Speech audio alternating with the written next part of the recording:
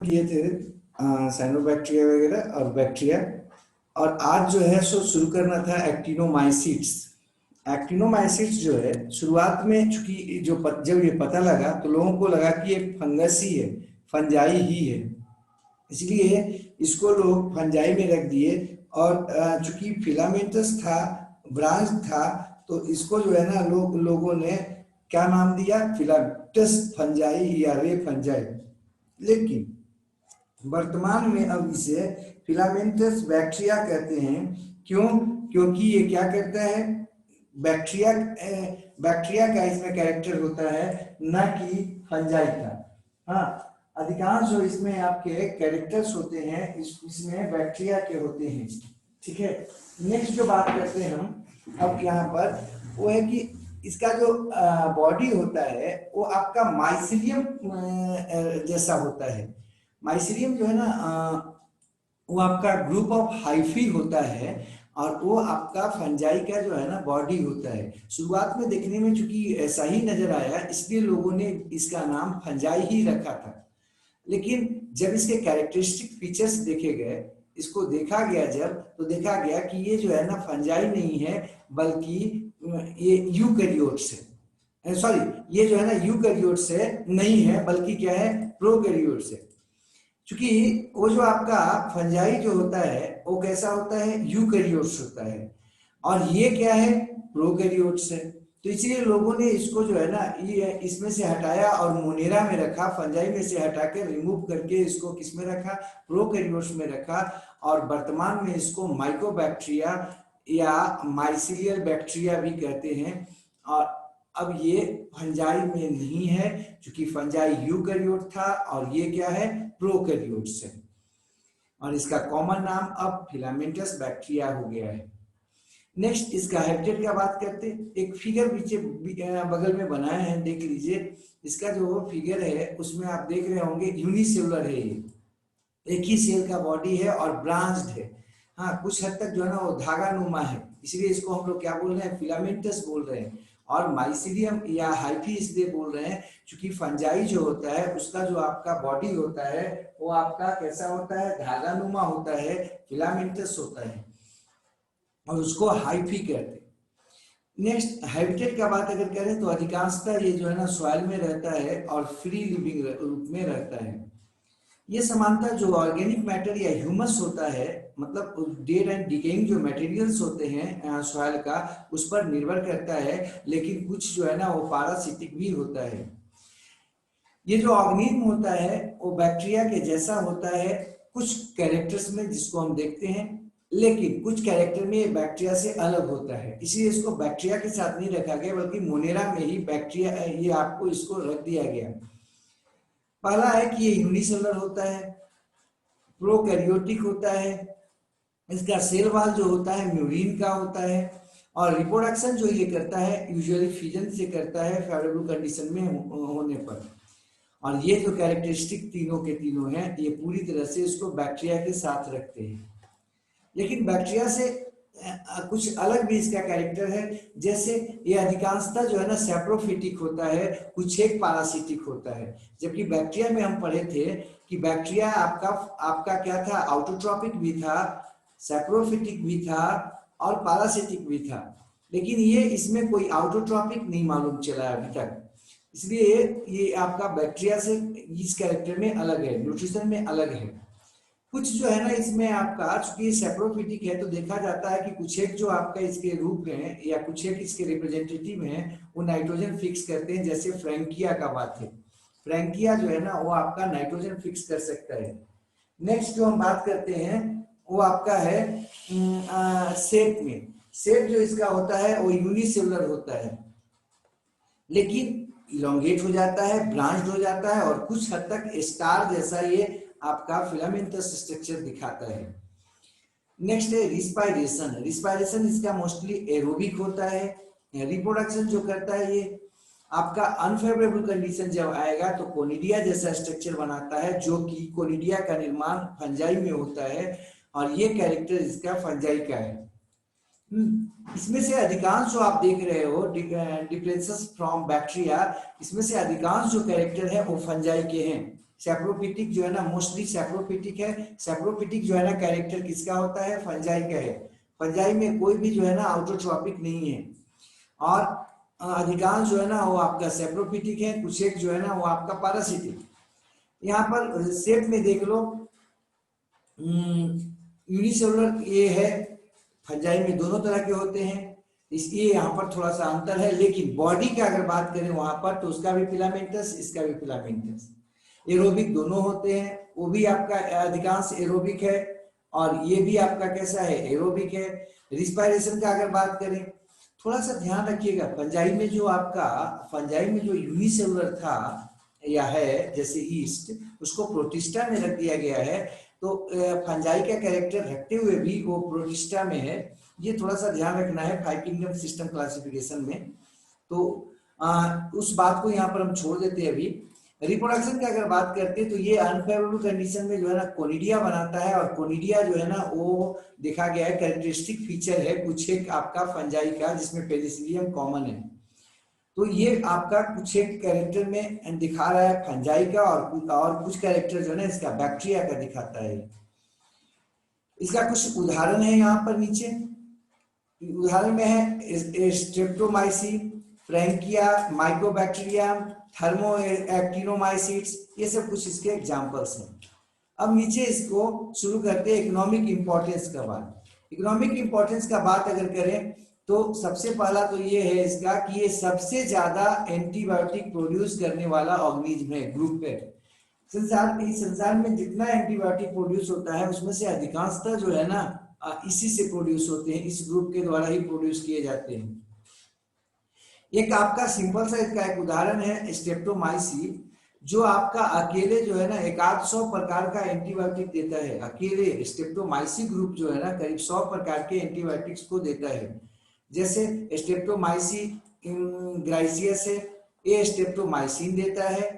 Streptomycin Freddy है जो neomycin देता है। स्ट्रेप्टोमाइसिन राइमोसस है जो टेरामाइसिन देता है। इसी तरह से कई जो है ना यहाँ पर आपको स्पेसिस है स्ट्रेप्टोमाइसिन ग्रुप के, जो आपके अलग अलग जो है ना एंटीबायोटिक दे रहे हैं, और करीब करीब जो है ना 100 प्रकार के एंटीबायोटिक देते हैं। ठीक है, आप इसको जो है ना अपना यहाँ पर देख लीजिएगा, और इसको आगे बढ़ते हैं इसमें। नेक्स्ट जो बात करते हैं हम, पहला तो ये बताया कि ये सबसे बड़ा जो है ना एंटीबायोटिक प्रोड्यूसर है इस संसार का, या प्रोड्यूसिंग ग्रुप है। दूसरा जो बात करते हैं कि ये ह्यूमस प्रोड्यूसर भी सबसे बड़ा है। ये जो ह्यूमस बनता है, ह्यूमस शायद आप लोग थोड़ा बहुत भी पढ़े होंगे तो जानते होंगे कि सॉइल जो होता है उसमें आपका पार्शियली डिकम्पोज जो ऑर्गेनिक मैटर्स पाए जाते हैं उसको कहते हैं ह्यूमस। जैसे और इस ह्यूमस से ही आपका जो है ना मिनरल्स और न्यूट्रिएंट्स प्राप्त होते हैं, किसको, सॉइल को, जिससे अंततः प्लांट्स वगैरह या आउटोट्रॉपिक जो ऑर्गेनिम्स होते हैं वो प्राप्त कर लेते हैं। तो ये जो न्यूट्रिएंट्स हैं, वो न्यूट्रिएंट्स सबसे ज्यादा अगर प्राप्त होता है सॉइल को, तो सप्लायर यही है ह्यूमस।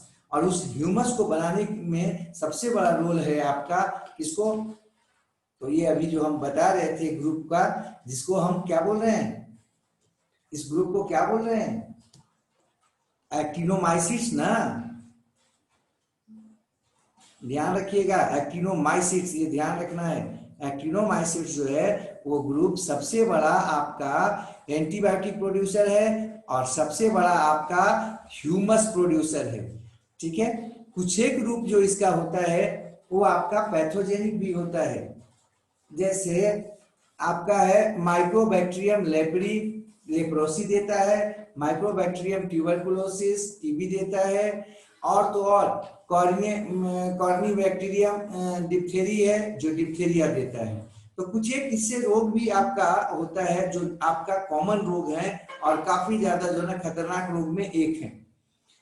अगला है एक्टिनोमाइसिस, जो है आपका कुछ कैरेक्टर्स इसमें बैक्टीरिया और फंजाई की जो थी ना, वहां पर हम चूंकि क्लियर नहीं किए थे, दोनों में मिला जुला रूप में था, यहाँ पर जो है ना वो आपको क्लियर कर दिए हैं। और वहां पर केवल आपको हम ये बताए थे कि बैक्टीरिया से वो अलग कैसे है और बैक्टीरिया का कैरेक्टर कैसे है। यहाँ पर लिखे हैं बैक्टीरियल कैरेक्टर में कि यूनिसेलुलर है, होता है, वो भी बैक्टीरिया भी यूनिसेलुलर है। ये प्रोकैरियोटिक है, बैक्टीरिया भी क्या है, प्रोकैरियोटिक है। इसमें सेल वॉल जो है ना वो आपका म्यूकोपेप्टाइड का है, उसमें भी आपका जो बैक्टीरिया जो है उसका भी जो आपका सेल वॉल होता है वो म्यूकोपेप्टाइड का होता है। इसमें जो है ना रिप्रोडक्टिव मेथड जो है सबसे कॉमन फेवरेबल कंडीशन में वो कौन है, फिजन है। बैक्टीरिया में भी सबसे जो है ना कॉमन आपका रिप्रोडक्शन जो है फेवरेबल कंडीशन में वो कौन था, फिजन था। यहाँ आप फंगल कैरेक्टर में देख लीजिए, फंगस आपको बताए थे कि अधिकांश फंगस जो है ना वो आपका सेप्रोफिटिक और पैरासिटिक होता है, और इसमें भी बता रहे हैं कि ये भी कैसा होता है, सेप्रोफिटिक और पैरासिटिक है। उसमें आपका हाइफा पाया जाता है, मतलब इलोंगेटेड सेल्स होते हैं जिससे बॉडी बनता है। हाँ, हाइफा के मिलने से क्या बनता है आपका हाइफी, ढेर सारा हाइफी जब मिल जाता है आपस में तो उससे माइसीलियम बनता है। तो यहाँ पर जो है ना हाइफी पाया जाता है। नेक्स्ट है formation of conidia like reproductive body होता है, जो कि आपका सिर्फ और सिर्फ किस में पाया जाता है, आपका फंजाई में पाया जाता है। तो ये कुछ एक कैरेक्टर जो है ना फंगस और बैक्टीरिया के अलग अलग कर दिए, वहां पर आपका जो है बैक्टीरिया से कैसे समान है और कैसे अलग है सो बात किए थे। नेक्स्ट जो है ना एक्टिनोमाइसीट जो था वो समाप्त हो गया। मोनेरा का अगला जो है ना कैरेक्टरिस्टिक फीचर रखने वाला ऑर्गेनिज्म था। नेक्स्ट है माइकोप्लाज्मा या मॉलिक्यूल्स। माइकोप्लाज्मा जो है वो सबसे पहले देखा गया नोकार्ड या रॉक्स के द्वारा, और उनके द्वारा इसकी डिस्कवरी की गई 1898 में। माइकोप्लाज्मा जो होता है वो प्रोकैरियोटिक ऑर्गेनिज्म है, लेकिन इसमें सेल वॉल नहीं होता है, और सेल वॉल के न रहने के कारण ये अपना रूप को आराम से बदल सकता है, अर्थात ये प्लियोमॉर्फिक होता है। ये कुछ हद तक ग्राम निगेटिव मोनेरन के जैसा होता है। क्योंकि आपको अगर याद होगा तो बताए थे कि सेल वॉल अगर रहता है तो सेल वॉल के कारण आपका पॉजिटिव या निगेटिव जो है ना वहां पर दिखाता था ग्राम पॉजिटिव या ग्राम निगेटिव के रूप में। क्योंकि इसमें सेल वॉल ही नहीं है तो इसमें जो है ना आपका ग्राम पॉजिटिव कहने का कोई तुक समझ में नहीं आता, क्योंकि जो सेल मेम्ब्रेन होता है लिपोप्रोटीनस होता है।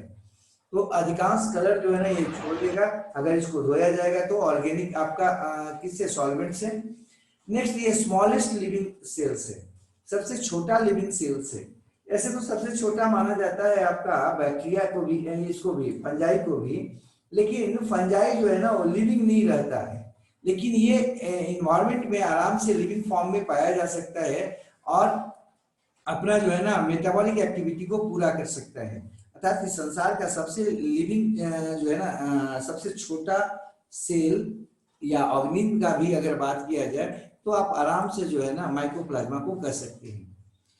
ये एनारोबिकली जो है ना आपका क्या करता है, अपना फंक्शन पूरा करता है, एरोबिक नहीं होता है। नेक्स्ट है इसको जो है ना हम लोग माइकोप्लाज्मा लाइक ऑर्गेनिज्म भी कहते हैं, जो कि आपका प्लांट्स में पैरासिटिक होता है। जो प्लांट्स में माइकोप्लाज्मा पैरासिटिक होता है उसको कहते हैं माइकोप्लाज्मा लाइक ऑर्गेनिज्म। ये आपका अगर एनिमल में पैरासिटिक रूप में पाया जाता है तो उसको कहते हैं pleuropneumonia like organism, PPLO.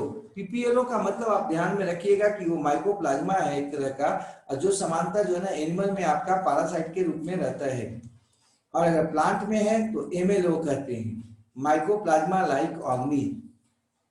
Next PPLO जो है ना सबसे पहले एनिमल से अलग किया गया था वो लुइस पास्चर के लेबोरेटरी में, पास्चर लेबोरेटरी में, और वो आपका एक कैटल से किया गया था जिसको आपका प्लूरोनिमोनिया हो गया था।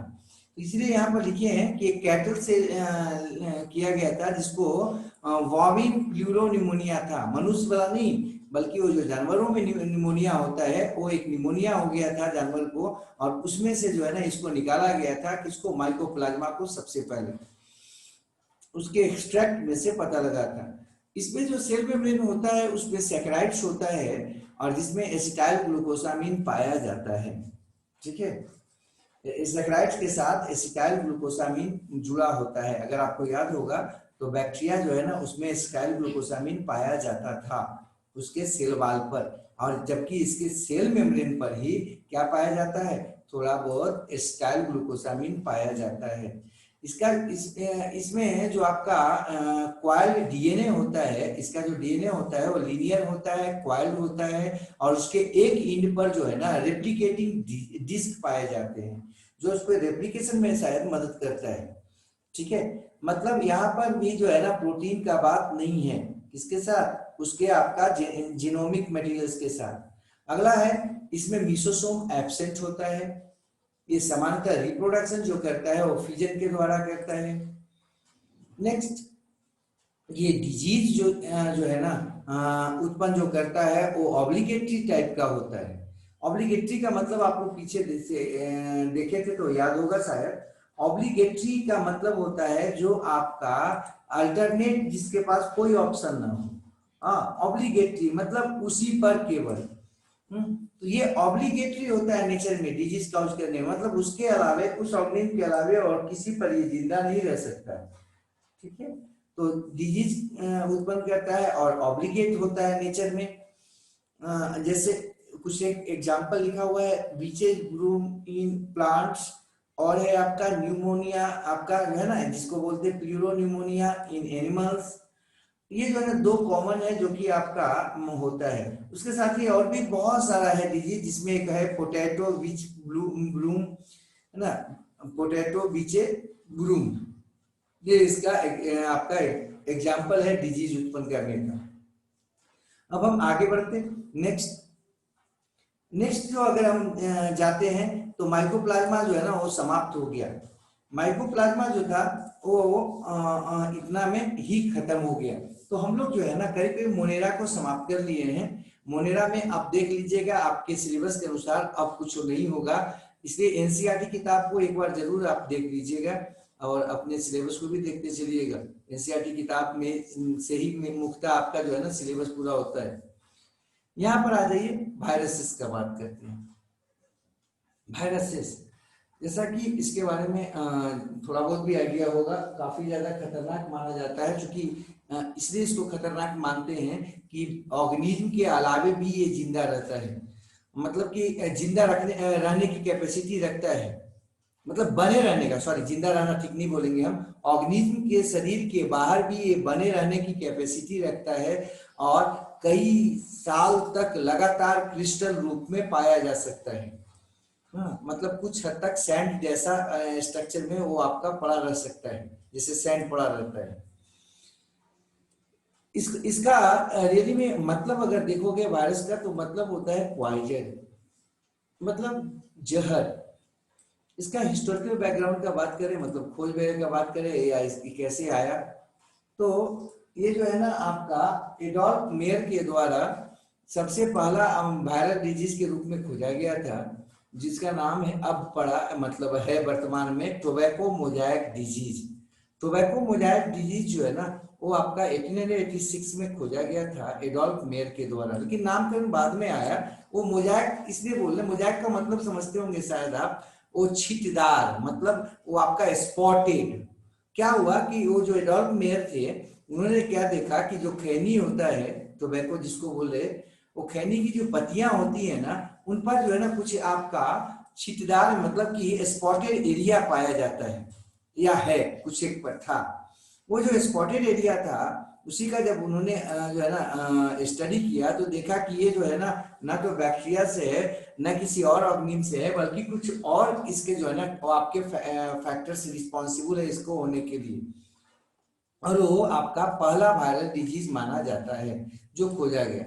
नेक्स्ट है इवानोस्की साहब ने 1892 में इसको फर्स्ट वायरल पार्टिकल के रूप में रिपोर्ट किया कि ये आपका जो है ना एक पार्टिकल है जो आपका पाया जाता है लिविंग यूनिट के रूप में, और उसको उन्होंने देखा, लेकिन वो आपका इनके द्वारा बताया गया कि वो आपका कुछ बैक्टीरिया से अलग है, या और जो भी ऑर्गेनिज्म जिसके बारे में हम जानते हैं वो उससे कुछ अलग है। और वो जो वायरस, वो जो फर्स्ट वायरल पार्टिकल था जो आपको देखा गया था इवानोस्की साहब के द्वारा, वो आपका टोबैको मोजाइक वायरस या टीएमवी के रूप में अभी जो है ना वर्तमान में जाना जाता है।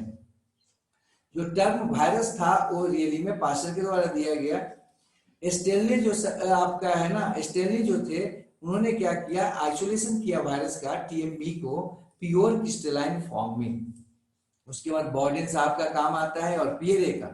इन दोनों ने क्या किया, टीएमई वायरस पर रिसर्च को आगे बढ़ाया और इन्होंने केमिकल और स्ट्रक्चरल नेचर जो है उस वायरस का वो बताया कि वो केवल बना हुआ है न्यूक्लियो प्रोटीन का।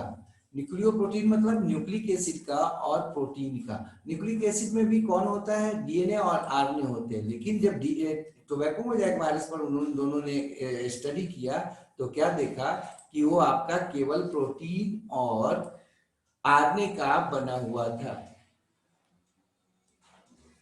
अगला करते हैं ट्रॉट और डिहेरेले। ये इन्होंने क्या किया, बैक्टीरियोफाज का डिस्कवरी किया। बैक्टीरियोफाज जो है ना एक वायरस है जो बैक्टीरिया पर जिंदा रहता है या बैक्टीरिया को समाप्त करके खुद जिंदा रहता है, अपनी संख्या को बढ़ाता है। किस पे, बैक्टीरिया पर। इससे इसका नाम पड़ा बैक्टीरियोफाज, बैक्टीरिया को ईट करने वाला, खाने वाला, समाप्त करने वाला। नेक्स्ट है साइनोफाज। साइनोफाज जो है इसकी डिस्कवरी की गई सेफरमैन या मॉरिस के द्वारा। ये ऐसे कुछ और डिस्कवरी है, वो सब अपना जो है ना हम लोग देखेंगे, जाता आता रहता है। अगला है इंपॉर्टेंट फीचर्स, महत्वपूर्ण इसके कैरेक्टर्स देख लीजिए।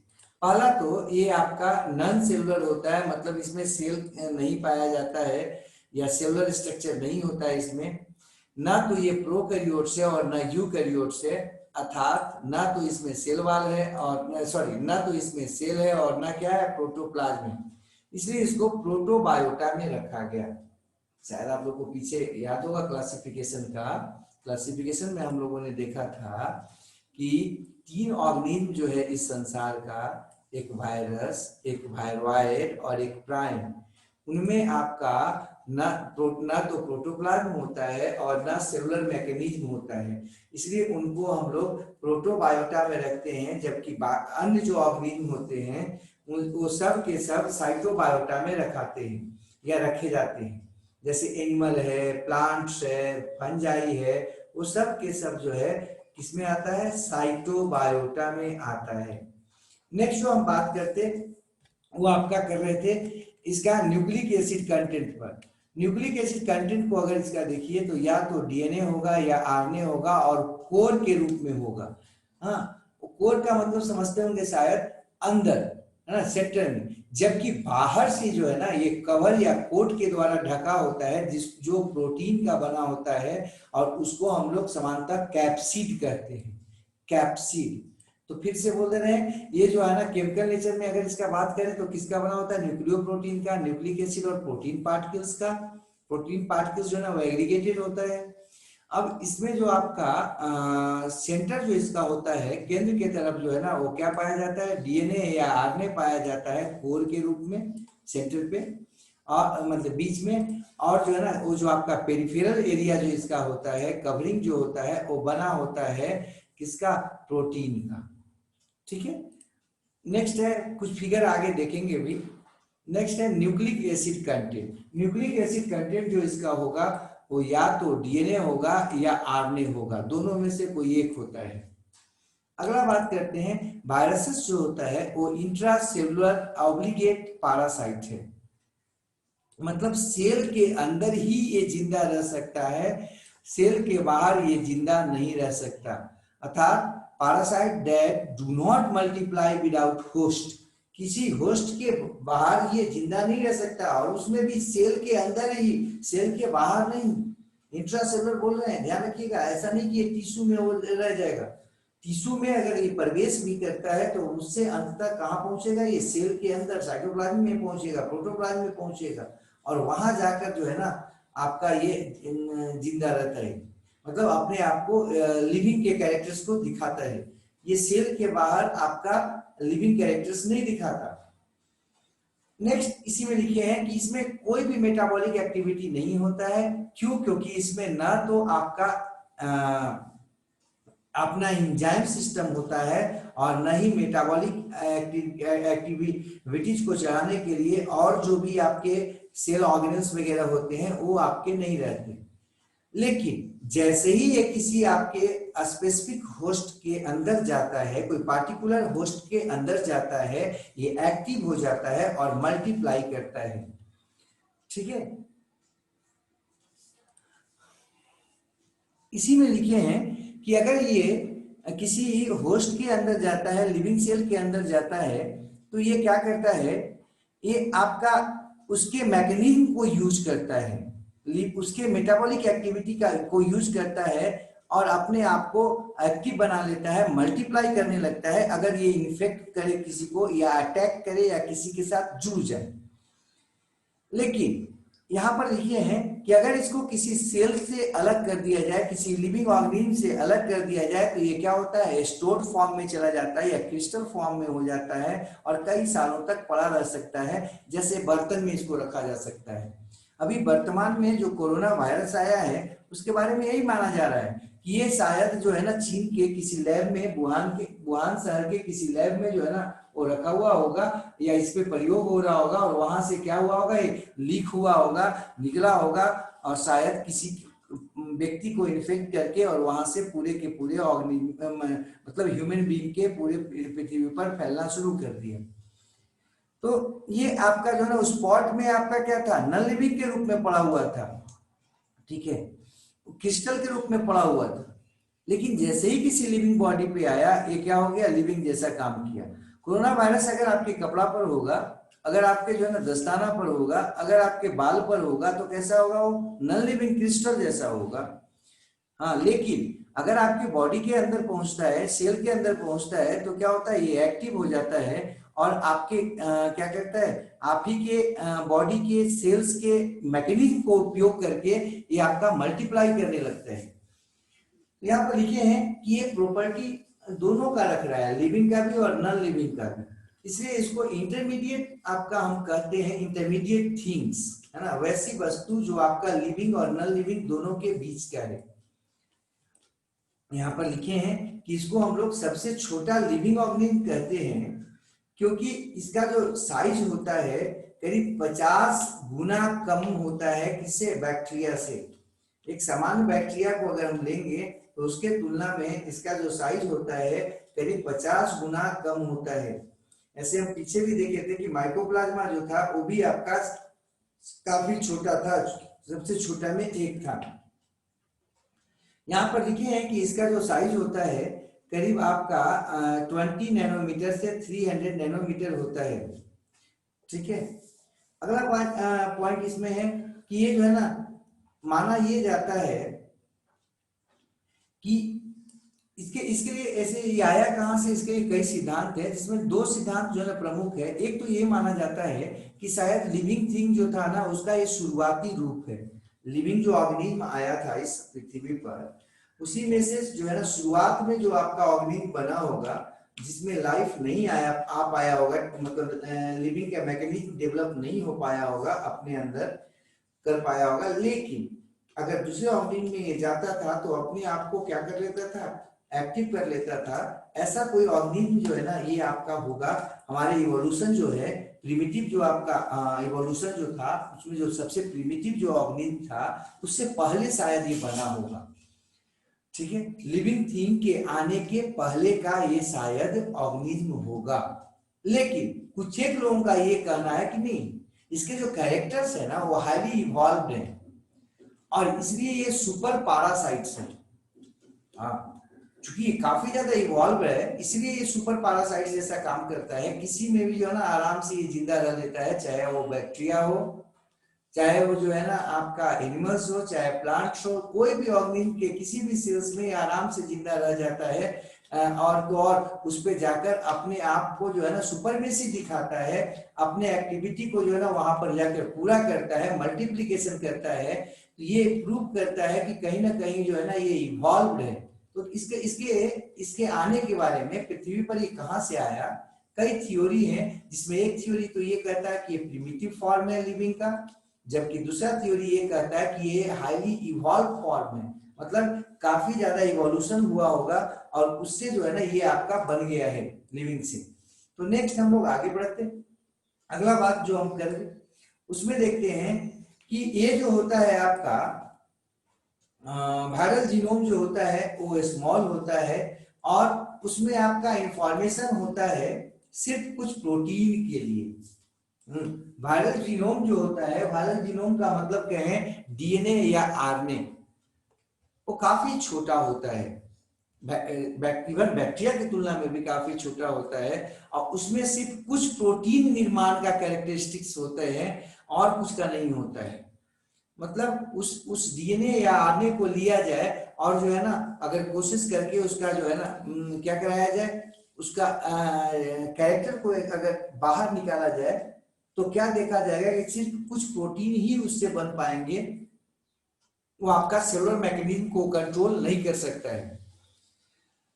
लेकिन वायरसेस जो है, जब भी किसी ऑर्गेनिज्म के अंदर जाता है तो उसके होस्ट मैशिनरी जो है ना, उसको क्या कर लेता है, अपने कंट्रोल में कर लेता है। आपको जान के आश्चर्य होगा, इसलिए इसको सुपर पैरासाइट्स बोल रहे थे, कि किसी भी ऑर्गेनिज्म के अंदर जाता है, सेल के अंदर जाता है, तो उसका जो सेलुलर मैकेनिज्म होता है, वो पूरा का पूरा उस सेल का वायरस के कंट्रोल में हो जाता है, जाकर उसको हैंग कर देता है।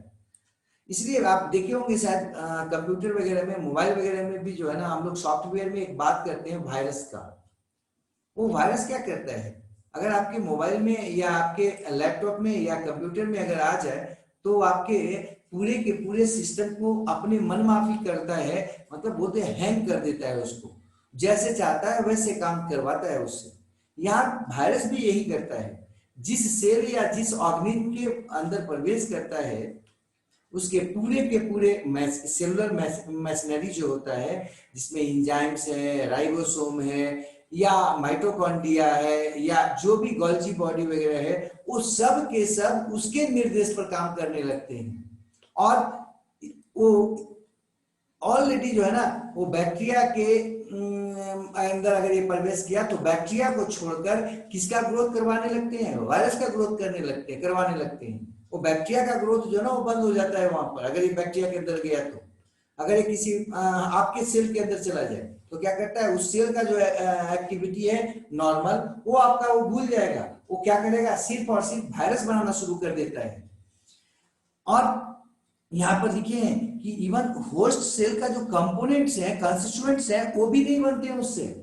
जैसे मान लेते हैं कोई एक यूकैरियोटिक सेल में घुस गया, अब उस यूकैरियोटिक सेल में क्या क्या था भाई, तो उसमें नॉर्मल रिस्पायरेशन होता होगा, नॉर्मल जो है ना, वो उसमें क्या होते होंगे, लिपोप्रोटीन बनते होंगे, प्रोटीन बनते होंगे, एंजाइम्स बनते होंगे, उन सबको ये रुकवा देता है, सिर्फ और सिर्फ इसका मतलब का चीज बनता है। मतलब सिर्फ इसका प्रोटीन बनेगा, सिर्फ इसका जो आपका जो न्यूक्लिक एसिड था, डीएनए या आरएनए, उसका निर्माण होगा। बाकी सारी की सारी प्रक्रियाओं को ये हैंग कर देता है, रुकवा देता है। अर्थात अपना न तो इसका मेटाबॉलिज्म होता है और न ही एंजाइम होता है, ये सिर्फ और सिर्फ दूसरे के मेटाबॉलिज्म या एंजाइम से अपना काम चलाता है। और इसलिए ये कभी भी कल्चर मीडियम में ग्रो नहीं कराया जा सकता है। जब भी इसको कल्चर मीडियम में रखना होगा, तो कोई ना कोई सेल या कोई ना कोई ऑर्गेनिज्म चाहिए।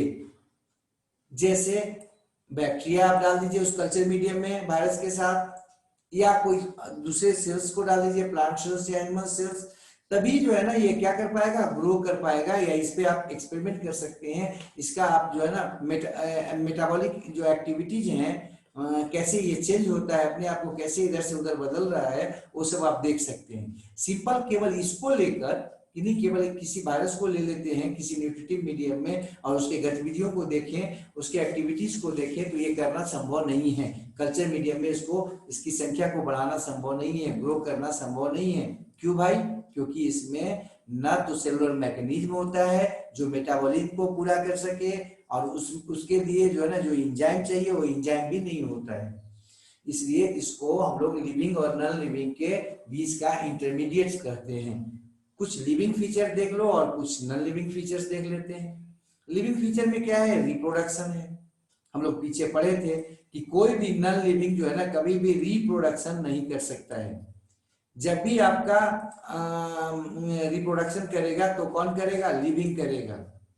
दूसरा, इन्फेक्शन। कभी भी नॉन लिविंग मैटर जो है ना, इन्फेक्शन नहीं करता, मतलब दूसरे में घुसकर उसको आपका प्रभावित नहीं करता।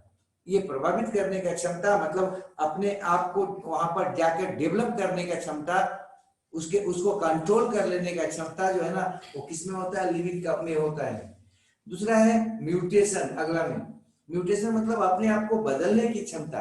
और तो और कुछ लोगों का कहना है कि ये न्यूट्रिशन भी करता है, क्योंकि जिस तरह से बैक्टीरिया में घुसने के बाद बैक्टीरिया को समाप्त कर देता है या किसी सेल को समाप्त कर देता है, इसका मतलब कुछ ना कुछ जो है ना ये न्यूट्रिशन जैसा भी यूज करता है, ये कहना है। ये सब के सब लिविंग फीचर्स हैं। नेक्स्ट है non living features. Non living feature में क्या हो जाएगा, प्रोटोप्लाज्म। देखो न्यूट्रिशन को हम साफ नहीं लिखे क्योंकि न्यूट्रिशन जो है ना प्रोसेस उसमें जो होता है वो ये पूरा नहीं करता है, लेकिन चूंकि अपनी संख्या को बढ़ाता है तो ये कह सकते हैं कि बिना न्यूट्रिएंट्स का नहीं हो सकता, मतलब उसके न्यूट्रिएंट्स को यूज करता है, इसलिए यहाँ पर हम न्यूट्रिशन लिखे हैं। अगला है नॉन लिविंग फीचर्स में एब्सेंस ऑफ प्रोटोप्लाज्म, इसमें प्रोटोप्लाज्म नहीं होता है।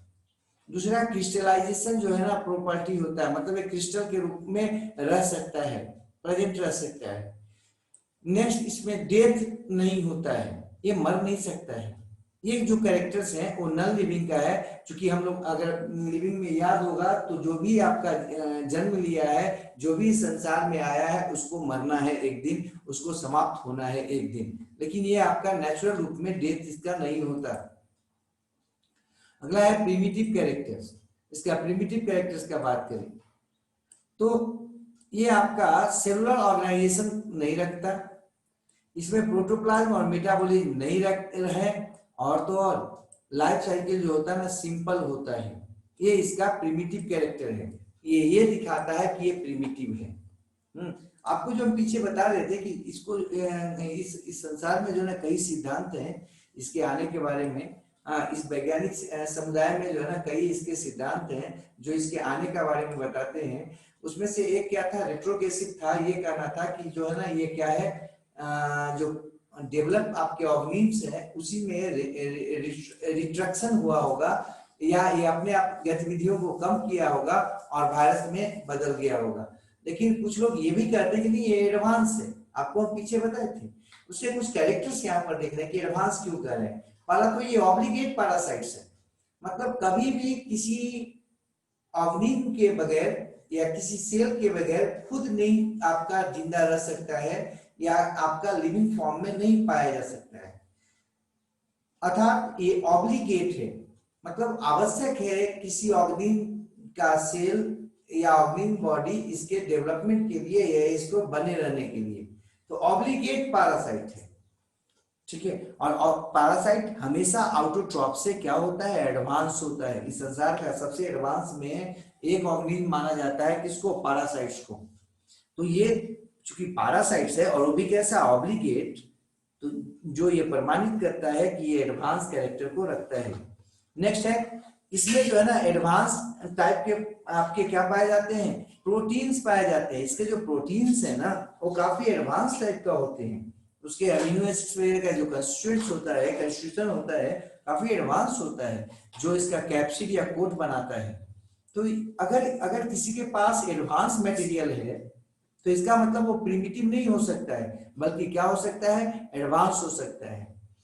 नेक्स्ट है इसमें जो आपका डीएनए या आरएनए होता है, दोनों में से कोई एक ही होगा, चाहे डीएनए होगा चाहे आरएनए होगा। हम फिर से बोल रहे हैं कि वायरस जो है वो दो चीज का बना होता है, केवल प्रोटीन का और न्यूक्लिक एसिड का।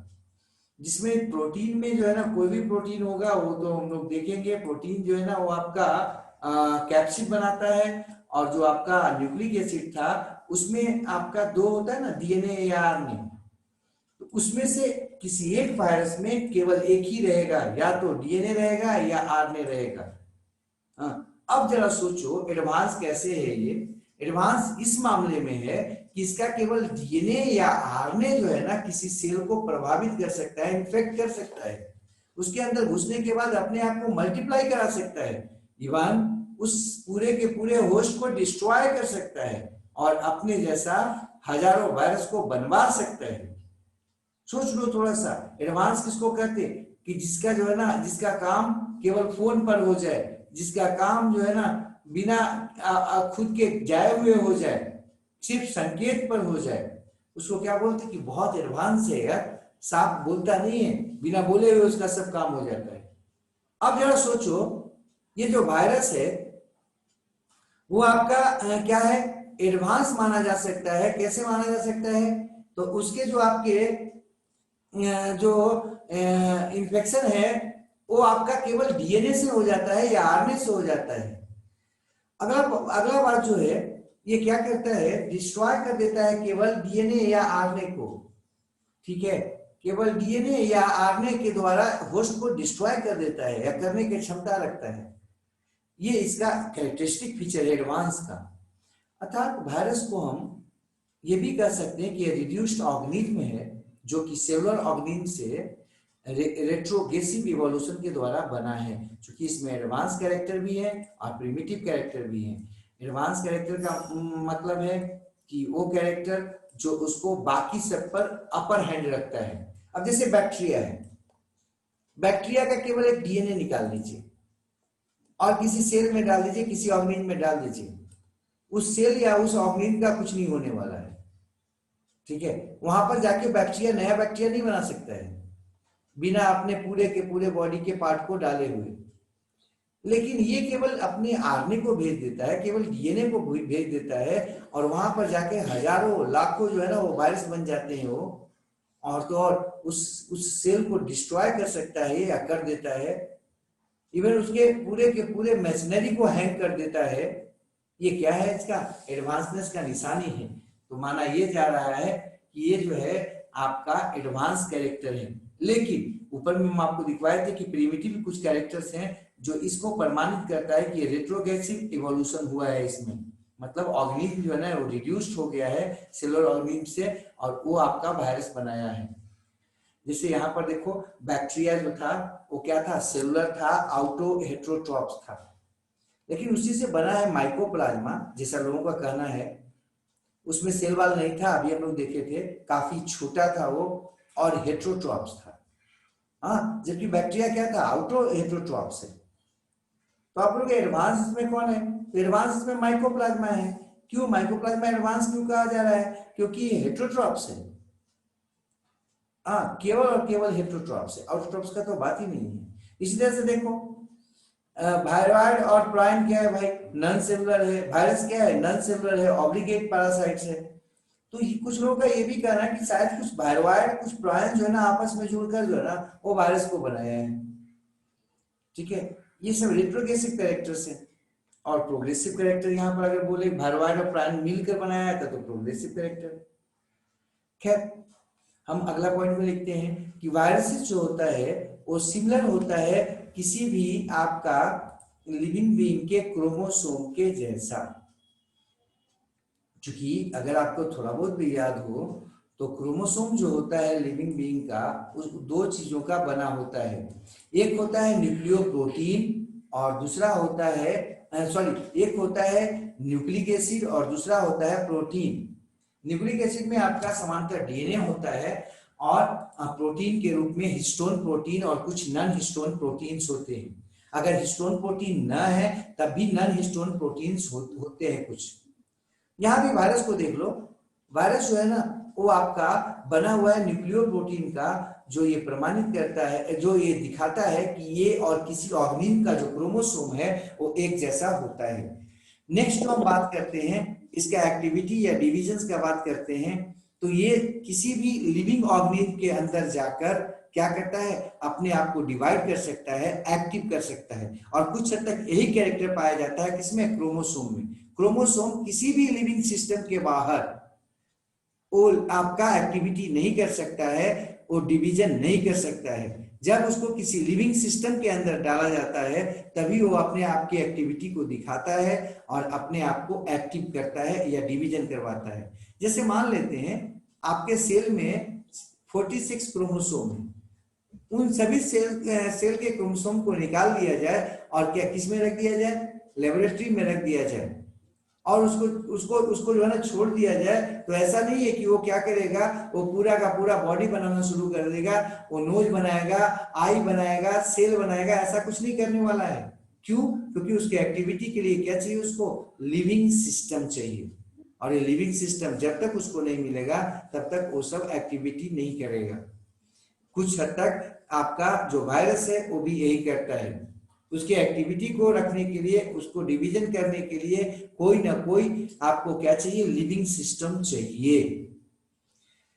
तीसरा जो इसका है वो आपका म्यूटेशन करने का कैपेसिटी है।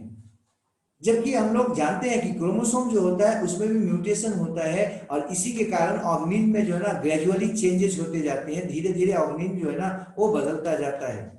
अब जरा सा आप देख लो, अभी जो वर्तमान में एक वायरस आपके पास आया हुआ है, उस वायरस का नाम है, क्या नाम है उसका, तो उस वायरस के नाम के, उस वायरस को आप लोग शायद जानते होंगे, जिसके चलते हम अपने घरों में बंद हैं, अपने अपने अपने बॉडी को मैक्सिमम ढकना चाह रहे हैं, कवर करना चाह रहे हैं। और ये जो वायरस है ये आपका रूप बदल ले रहा है बार बार, और इसी कारण से न तो इसकी दवाएं हम खोज पा रहे हैं और न ही जल्दी से वैक्सीन खोज पाए हैं।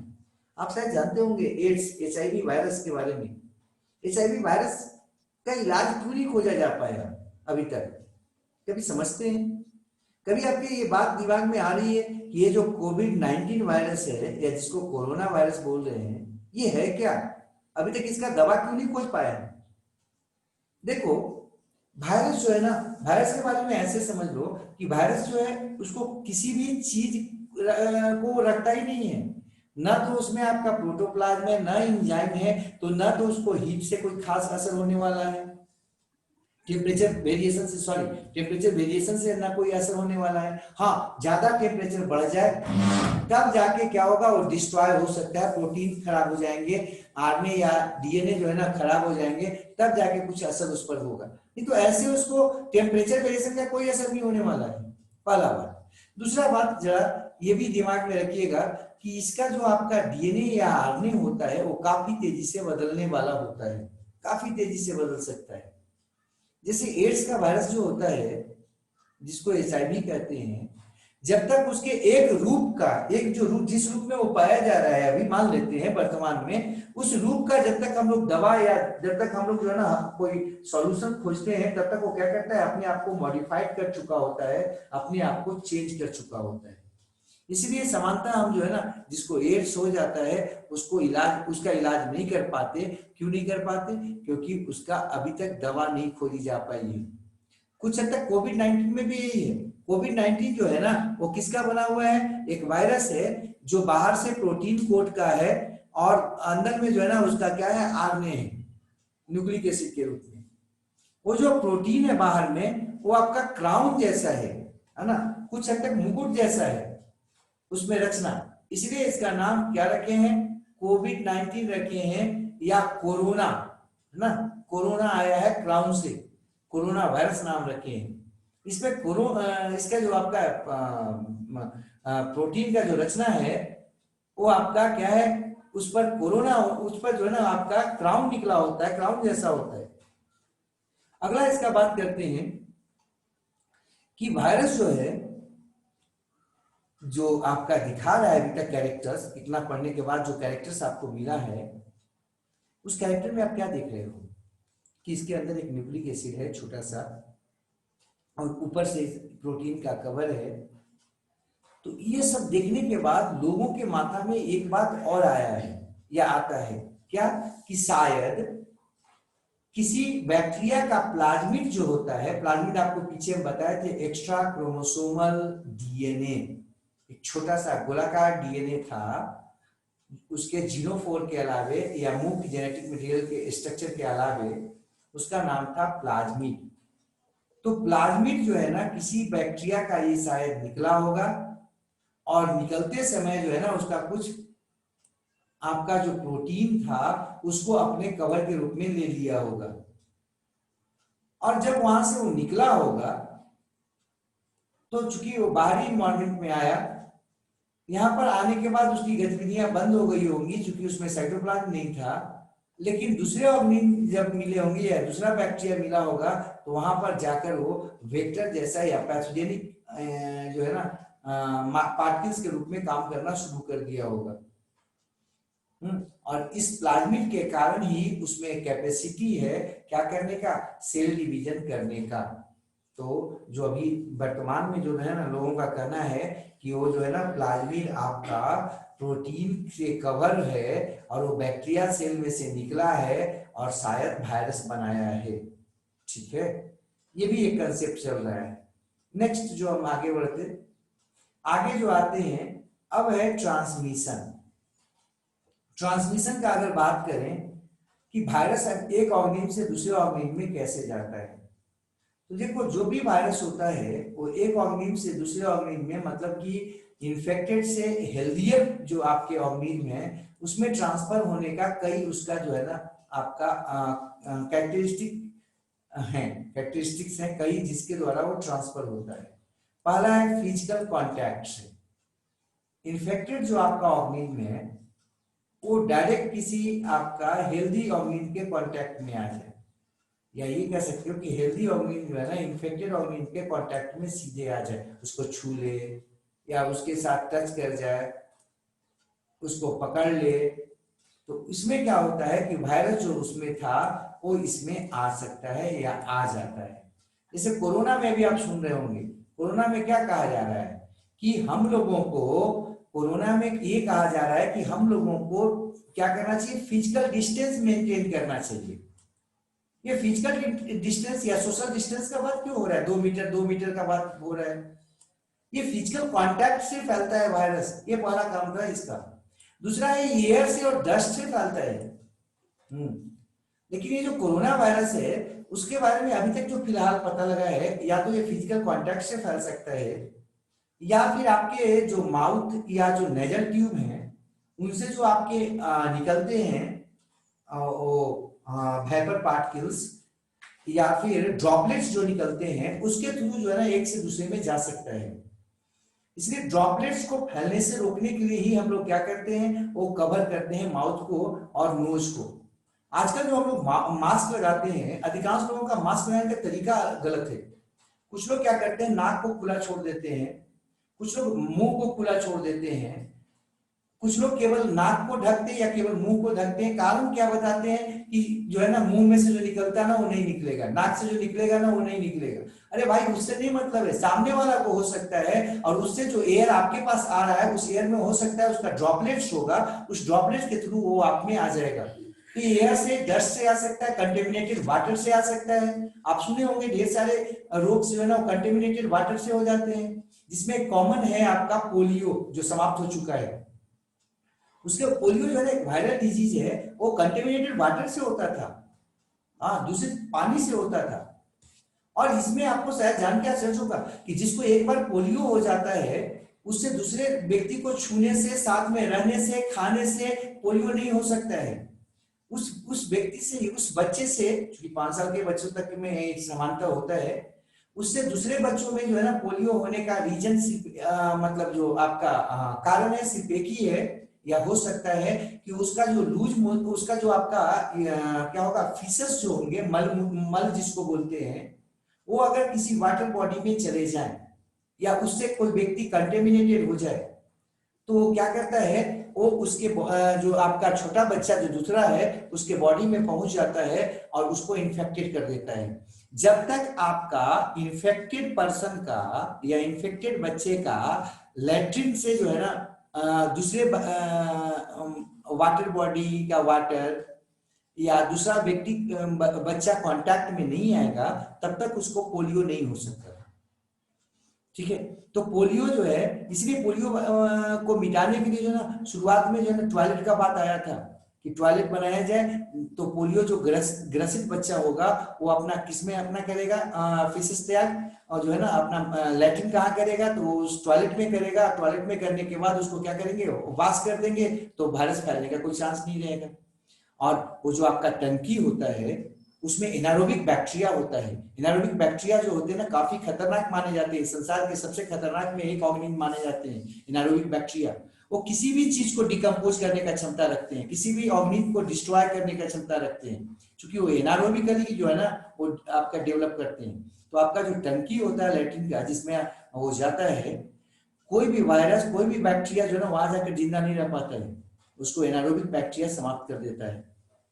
तो खैर ये कंटेमिनेटेड वाटर से फैल सकता है वायरस, फूड से फैल सकता है, इंसेक्ट वेक्टर के द्वारा फैल सकता है, और तो और ब्लड के द्वारा या बॉडी फ्लूइड के द्वारा फैल सकता है, इवन ये एग्रीकल्चर इंस्ट्रूमेंट से फैल सकता है। फिर ये इन्फेक्टेड ट्यूबर से फैल सकता है, जैसे आप खाते हो ये क्या बोलते आलू वगैरह खाते हैं, उससे हो सकता है, कच्चा अगर है तो ऐसे खा लिए तो। सीड से फैल सकता है, या कह सकते हैं कि प्लांट प्रोडक्ट से फैल सकता है। वायरसेस जो है ना वो कभी भी प्योर वाटर से नहीं ट्रांसफर हो सकता है। वायरस कभी भी प्योर वाटर से ट्रांसफर नहीं हो सकता है, ट्रांसमिटेड नहीं हो सकता है। वाटर से ट्रांसमिट हो सकता है लेकिन प्योर वाटर से नहीं। आप लोग में से कुछ लोगों को ये दिक्कत हो रहा होगा शायद, प्योर वाटर किसको कहते हैं। आप लोगों को पहले भी बताए थे मैरीन वाटर के बारे में या सलाइन वाटर के बारे में, सॉरी मैरीन वाटर के बारे में, जो आपका सी वाटर कहलाता है, और एक और फ्रेश वाटर के बारे में बताए थे कि जिसमें आपका NaCl की मात्रा 2% से कम हो या 2% तक हो उसको फ्रेश वाटर कहते हैं, 2% से कम। जिसमें 4% से जो है ना ऊपर हो उसको कहते हैं हम सी वाटर। इसी तरह से प्योर वाटर किसको कहते हैं? प्योर वाटर उस वाटर को कहते हैं जिसमें कोई भी आपका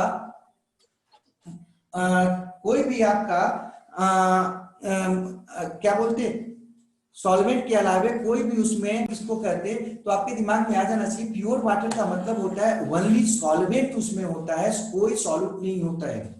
तो प्योर वाटर का मतलब होता ही है कि उसमें कोई मिनरल्स ना हो।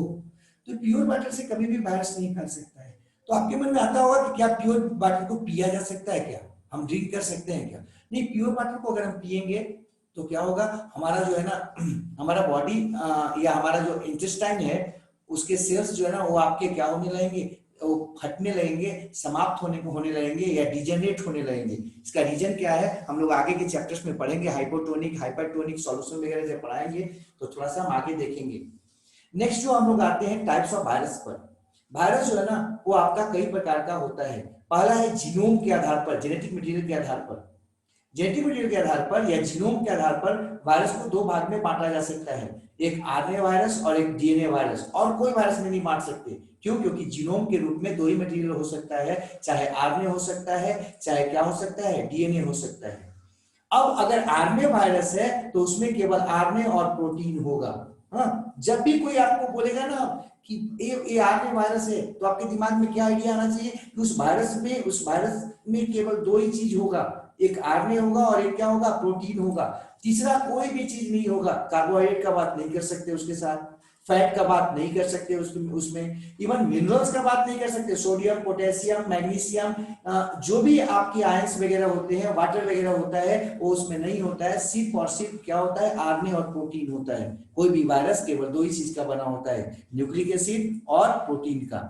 अब डीएनए वायरस नाम अगर कहीं पे कहा जाए तो आपके दिमाग में आ जाना चाहिए वैसा वायरस जो केवल डीएनए और प्रोटीन का बना हुआ है। अब देखो ये तो हो गया किसके आधार पर, जीनोम के आधार पर। नेक्स्ट है on the basis of host specificity.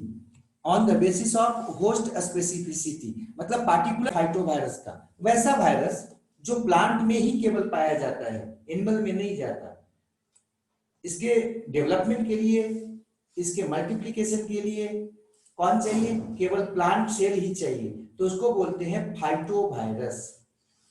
अधिकांश जो फाइटोवायरस होते हैं वो आरएनए वायरस होते हैं, मतलब वो प्रोटीन और आरएनए के बने होते हैं। और समानता इसमें ऐसे जो वायरस होते हैं वो लीनियर फॉर्म में पाए जाते हैं, मतलब लीनियर समझते होंगे शायद आप, लंबा जैसा, है ना, इलोंगेटेड फॉर्म में, लीनियर फॉर्म में पाए जाते हैं। कॉमन एक उदाहरण है आपका TMV, tobacco Mosaic virus. Tobacco Mosaic virus पूरा नाम है इसका, पीछे भी हम आपको यहाँ पर दिखाए थे, उसके बाद इसलिए यहाँ पर हम शॉर्ट फॉर्म में दिखा रहे हैं, TMV. Next animal virus. Animal virus को जू वायरस भी कहते हैं। और ऐसे वायरस जो है ना सिर्फ और सिर्फ अपने को एक्टिव दिखाता है इसमें एनिमल सेल में। और समानता जो एनिमल वायरस होता है वो डीएनए वायरस होता है, मोस्टली डीएनए का बना होता है और प्रोटीन का। ये समानता जो आपका देखा गया है कि जो एनिमल वायरस होते हैं समानता या तो क्यूबॉइडल होते हैं या स्फेरिकल होते हैं, गोलाकार होते हैं या क्यूबॉइडल होते हैं। कॉमन उदाहरण है पॉक्स वायरस। नेक्स्ट है बैक्टीरियोफाज। बैक्टीरियोफाज उस वायरस को कहते हैं जो बैक्टीरिया पर ही जीवित रहेगा, किसी और पे नहीं रहता है। उसको एक्टिविटी करने के लिए, लिविंग जैसा काम करने के लिए क्या चाहिए, आपका बैक्टीरिया चाहिए, तो उसको कहते हैं बैक्टीरियोफाज। ये बना होता है सामान्यतः डीएनए का और किसका, प्रोटीन का। और इसका जो शेप होता है समांतर टैडपोल शेप होता है। टैडपोल जानते होंगे शायद आप, लार्वा ऑफ फ्रॉग, बेंग मछली जिसको बोलते हैं समांतर। इसका कॉमन एग्जांपल है T2 बैक्टीरियोफाज या T4 बैक्टीरियोफाज। हाँ, वो कॉमन है। T2 बैक्टीरियोफाज के बारे में भी हम एक पीछे चर्चा किए थे आपसे कि गंगा नदी का जो पानी है उसमें T2 बैक्टीरियोफाज पाया जाता है। और शायद याद होगा कल हम आपको बताए थे कि गंगा नदी के पानी को खराब ना होने का कारण कई है। कुछ एक जो है ना उसमें वायरस है जिसका नाम T2 बैक्टीरियोफाज बता रहे हैं, और किसी नदियों के पानी में नहीं पाया जाता। और कुछ बैक्टीरिया है जो और किसी में नहीं पाया जाता है, ठीक है। और तो और उसमें जो है ना देखा गया है कि रेडिएशंस निकलता है, उसके पानी में कुछ रेडिएशंस पाए जाते हैं जो शायद माइक्रो ऑर्गेनिज्म के डेवलपमेंट को रोक देते हैं। तो ये जो है ना 2-3 कारण है जो गंगा नदी के पानी को खराब होने से रोकता है। खैर हम आगे आ रहे थे। साइनोफाजेज, जैसा कि नाम है साइनोफाजेज, मतलब ये क्या करेगा, ये आपका किस पर, ब्लू ग्रीन अलगी पर अपना आपको ग्रो कराएगा। इसमें आरएनए या डीएनए होंगे, आरएनए या डीएनए लिखे हैं, और क्या होगा, प्रोटीन होगा। इसका जो शेप होता है वो कैसा होता है, इरेगुलर होता है। और कॉमन उदाहरण है एलपीपी वायरस, ठीक है। एक्सेप्शंस कुछ देख लेते हैं। प्लांट वायरस जो है, अगर कोई आपसे पूछेगा कि समांतर प्लांट वायरस है तो बताओ क्या होगा उसमें, तो अभी तक आपको क्या पता है कि प्लांट वायरस जैसे ही बोला जाएगा आपके दिमाग में आ जाना चाहिए कि वैसा वायरस जो आरएनए वाला है। हाँ, मतलब आरएनए और प्रोटीन का बना हुआ रचना। लेकिन कुछ एक वायरस है प्लांट वायरस जिसमें डीएनए होता है। कॉमन उदाहरण है कॉलीफ्लावर वायरस।